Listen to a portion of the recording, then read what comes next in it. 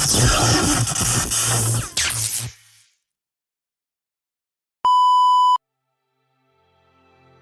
ito po yung magiging pagitan nito papunta ron. Tatamaan po yun sa fish pan yun, sumahagi po yun doon sa property na yun. Ito naman po ay kalsada talaga ito, kaya lang ngayon pathway po ito sa ngayon. Ito ibigay na nung kapatid ko na mayakit FP na yan. Pathway nga lang po siya sa ngayon, pero ito po ay kalsada. Okay. Sige po.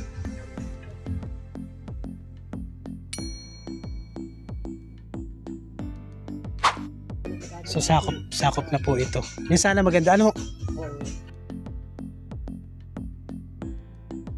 Kapag ganito yung tabas. Pag ganito po ang tabas yan. Di mula doon sa main job na yun, ano?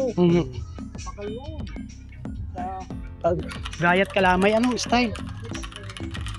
Makikita naman sa Sa lote, ano, tsaka sa lote nga.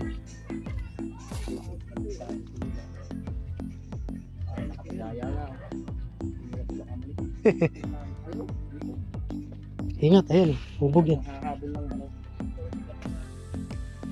Binabaybay po natin yung boundary.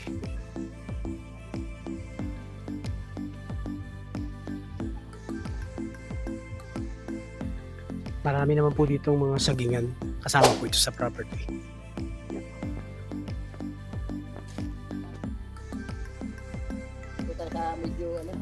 So yan, opo. At least nakita na natin yung pagitan yan. So ito na po, nasa loob na po tayo ngayon ng property. Takot kang nilugan po yan. Nakita nyo naman po, napakalinis. Ito po ay may niyugan, may palayan, at may fish pond.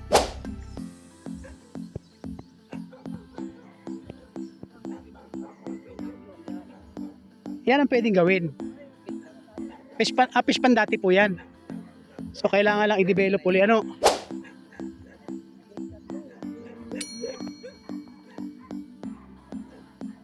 Yan, nakikita nyo naman po, puro sagingan siya. Dito po sa parting likod, medyo pababa siya ng bahagya. Hindi naman po mataas.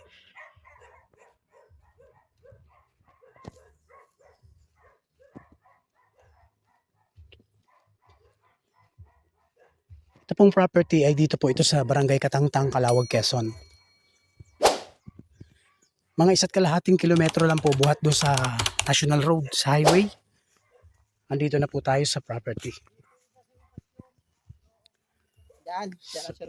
Consider po natin to na accessible kasi sa ngayon, puro pathway po yung dadaanan. Maigsi lang naman po yung pathway. Siguro baka mga nasa 100 meters yung pathway na yun. Pero yun po ay kalsada. Kaya pwedeng i-develop talaga.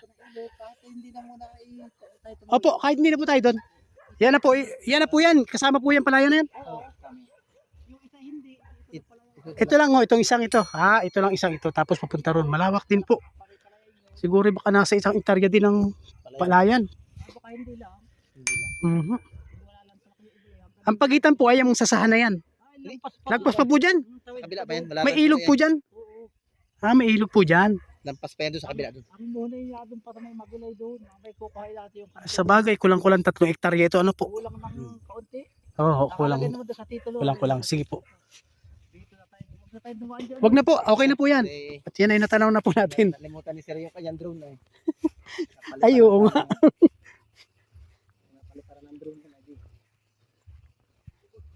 Siya nga ano, hindi pa nagdala. Sinarge ko pa man din kagabi.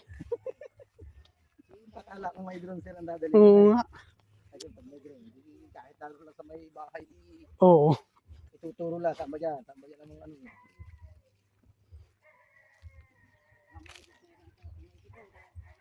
Ganda rito ng ano.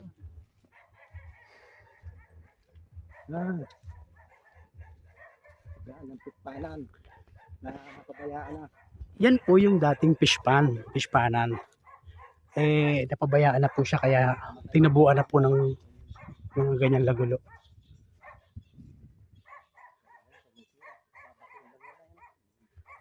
Ang tubig ng fishpan diyan sa ilog.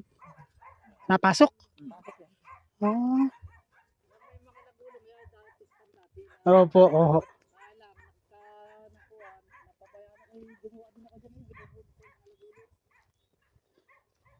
So malaking hagagin pa rin yan pag fishpan. Tubigan din ito, no? Kumbaga napabayaan na rin.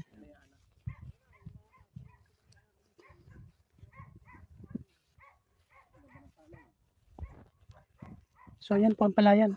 Nasa 1 hektarya po siya. Yan. Saan po ito? Okay na po yan. Oo. So hanggang dun po sa kabila pa po yung muhon ay naandun po sa kantuhan na yon. Doon sa parte na yun. Ito ang panang pista niya. Ilog yan eh. Bakit yung dating pinapil na napaltak na. Bakit ito may lagulong ilog? Ay, opo. Ito, may ilog po yan, yung ilog na papunta ron. Ilog yan. Ah, kaya pala. Gandang panang ilog na yan. Ito ilog ito. Ipapako na kaya. So ayan mga ka-farmlat. Yan na po yung kabuuan ng ating binibentang property na kulang-kulang 3 hektarya po. Napakalapit lang po dito sa highway. Accessible naman po ito. Kaya lang, sa ngayon, mga nasa 70 meters or more or less 100 yung pathway po na nilakad natin. Pero yung pong pathway na yun is barangay road po yun. Kagaya ng mga kalsada dyan na dinevelop, ganun po ang pwedeng mangyari dyan sa pathway na yun.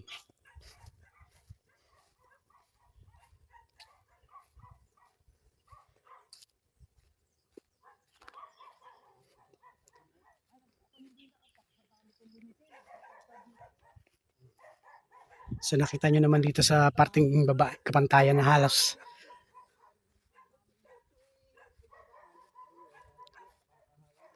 Ang barangay naman po dito, barangay hall, kalapit lang po niyan. Doon po sa naputol na kalsada, nandun po ang pinakabarangay hall.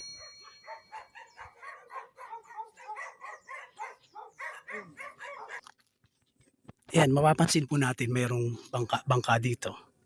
Kasi po yung ilog-ilog po yan, ayan, magiging nasa loob po pala ng property. Pero konti lang naman po, nasa gilid na. So ayan po ay may ilog-ilog dyan.